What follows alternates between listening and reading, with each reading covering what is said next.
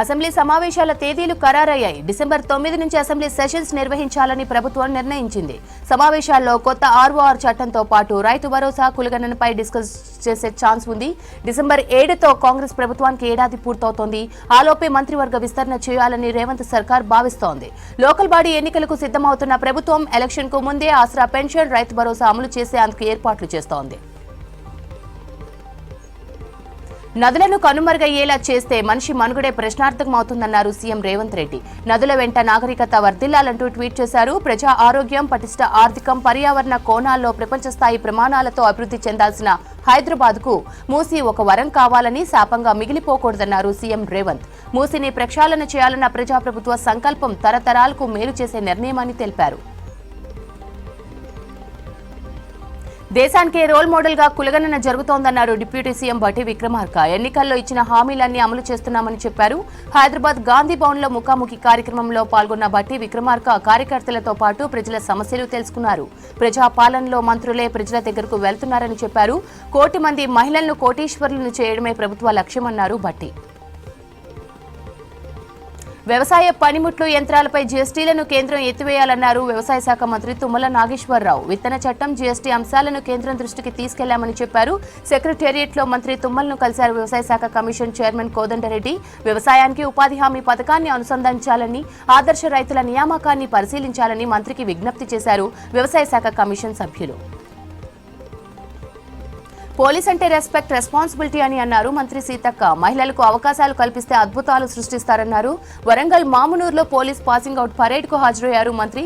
శిక్షణ పూర్తి చేసుకున్న 1148 మంది సివిల్, ఏఆర్ మహిళా కానిస్టేబుళ్లకు అభినందనలు తెలిపారు. సమస్యలు పరిష్కరిస్తూ ప్రజలకు భరోసా ఇవ్వాలని మహిళా పోలీసులకు సూచించారు మంత్రి. చెన్నూరు మున్సిపాలిటీలో డ్రైనేజ్ వ్యవస్థను బాగు చేసేందుకు చర్యలు చేపట్టామన్నారు ఎమ్మెల్యే వివేక్ వెంకటస్వామి. చెన్నూరులో 2 కోట్ల రూపాయల నిధులతో సీసీ రోడ్డు, డ్రైనేజ్ పనులకు శంకుస్థాపన చేశారు. ఆ తర్వాత యాదాద్రి భువనగిరి జిల్లా తుర్కపల్లిలో మాల ఉద్యోగుల ఆత్మీయ సమ్మేళనానికి హాజరయ్యారు వివేక్ వెంకటస్వామి. మాలల ఆత్మగౌరవ పోరాటానికి సన్నద్ధం కావాలని పిలుపునిచ్చారు ఎమ్మెల్యే వివేక్. భారతీయ సంస్కృతి ఉట్టిపడేలా హైదరాబాద్ శిల్పారామంలో లోక్ మంథన్ రాజకీయాలకు అతీతంగా జరుగుతుందన్నారు కేంద్ర మంత్రి కిషన్ రెడ్డి. దేశానికి ఉపయోగపడే కార్యక్రమమని కిషన్ రెడ్డి చెప్పారు. బొడ్రాయి ఉంటే గ్రామం సుసంపన్నంగా అష్టైశ్వర్యాలతో ఉంటుందన్న ప్రజల నమ్మకం అన్నారు కిషన్ రెడ్డి. హైదరాబాద్ అంబర్పేట్ బొడ్రాయి పునఃప్రతిష్ఠ పూజా కార్యక్రమంలో బీజేపీ నేతలతో కలిసి కిషన్ రెడ్డి పాల్గొన్నారు. తెలంగాణలో కస్టోడియన్ ప్రాపర్టీ ఆఫ్ ఇండియా సంరక్షణలో ఉన్న 8 ఆస్తుల లెక్క తేల్చాలన్నారు కేంద్ర మంత్రి బండి సంజయ్. హైదరాబాద్లోని హోటల్లో శత్రు ఆస్తులకు సంబంధించి సమీక్షలో కేంద్ర మంత్రి పాల్గొన్నారు. హైదరాబాద్, రంగారెడ్డి, వికారాబాద్ జిల్లాల్లో శత్రు ఆస్తుల వివరాలు విచారణను వచ్చే నెలాఖరు నాటికి పూర్తి చేసి జనవరి మొదటి వారంలో నివేదిక ఇవ్వాలని కోరారు.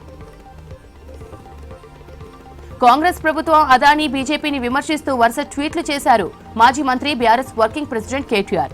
అగ్రరాజ్యం అమెరికానే మోసం చేయాలని చూసిన గనుడు, అధికారులకు లంచం ఇవ్వాలని చూసిన మోసగాడు. అదానీతో బీజేపీ అనుబంధం దేశానికి అవమానమన్నారు. రామన్నపేటలో సిమెంట్ ఫ్యాక్టరీ ఏర్పాటు కోసం ఎంత లంచం ఇవ్వాలని చూసిండో, మూసీలో అదానీ వాటా ఎంతో అంటూ ఎక్స్లో పోస్ట్ చేశారు కేటీఆర్. ప్రభుత్వ భూమిని ఒక్క గుంట కబ్జా చేయలేదన్నారు సిద్దిపేట ఎమ్మెల్యే హరీష్ రావు. తాను ఎవరి దగ్గర భూములు గుంజుకోలేదన్న హరీష్, రైతులను అడిగే భూములు తీసుకున్నానని చెప్పారు. పట్టా భూమిని రైతుల దగ్గర 13 ఎకరాలు తీసుకున్నట్లు హరీష్ రావు తెలిపారు. సంగారెడ్డి జిల్లా మాసినిపల్లిలో పెద్దమ్మ తల్లి విగ్రహ ప్రాణప్రతిష్ఠలో పాల్గొన్నారు హరీష్ రావు. గయానాతో కలిసి పనిచేసేందుకు భారత్ సిద్ధమన్నారు ప్రధాని నరేంద్ర మోదీ. ఇరు దేశాల మధ్య బంధం దక్షిణాది దేశాల ప్రగతికి దోహదపడుతుందన్నారు. గయానా పర్యటనలో ఉన్న ప్రధాని మోదీ ఆ దేశపు అత్యున్నత పురస్కారం ది ఆర్డర్ ఆఫ్ ఎక్సలెన్స్ అందుకున్నారు. దీన్ని గయానా దేశపు అధ్యక్షులు డాక్టర్ మహమ్మద్ ఇర్ఫాన్ అలీ అందజేశారు. అంతకుముందు డొమినికా అవార్డ్ ఆఫ్ ఆనర్ అవార్డుతో సత్కరించింది. భారత billionaire Adani group chairman Gautam అదానీపై అమెరికాలో కేసు నమోదైంది. సోలార్ ప్రాజెక్టు కోసం అధికారులకు లంచం ఇచ్చారంటూ న్యూయార్క్ ఫెడరల్ కోర్టులో కేసు ఫైల్ అయింది. ఈ కేసులో అదానీ, అతని మేనల్లుడు సాగర్ అదానీ సహా 7గురిని నిందితులుగా గుర్తించారు అధికారులు. దీంతో అదానీ, సాగర్ అదానీపై యూఎస్లో అరెస్టు వారెంట్ జారీ అయింది. $1 బిలియన్ లంచం మోసానికి పాల్పడ్డారని గౌతమ్ అదానీపై జేపీసీ వేయాలని డిమాండ్ చేసింది కాంగ్రెస్ పార్టీ. మోదానీ స్కామ్స్ పై 2023 జనవరి నుంచి విచారణకు డిమాండ్ చేస్తున్నట్లు తెలిపింది. మోదీ, అదానీ బంధంపై ఇప్పటి వరకు వందలాది ప్రశ్నలు అడిగామని, ఒక్కదానికి కూడా సమాధానం రాలేదన్నారు కాంగ్రెస్ నేత జయరాం రమేష్. బిలియన్ డాలర్ల లంచం కేసులో గౌతమ్ అదానీని వెంటనే అరెస్ట్ చేయాలన్నారు ఎల్ఓపీ నేత రాహుల్ గాంధీ. ప్రధాని నరేంద్ర మోదీ, ఎన్డీఏ సర్కార్ అదానీని కాపాడుతున్నాయని ఆరోపించారు. భారత్, అమెరికా చట్టాలను అదానీ గ్రూప్ ఉల్లంఘించినట్లు స్పష్టంగా తెలుస్తుందన్నారు.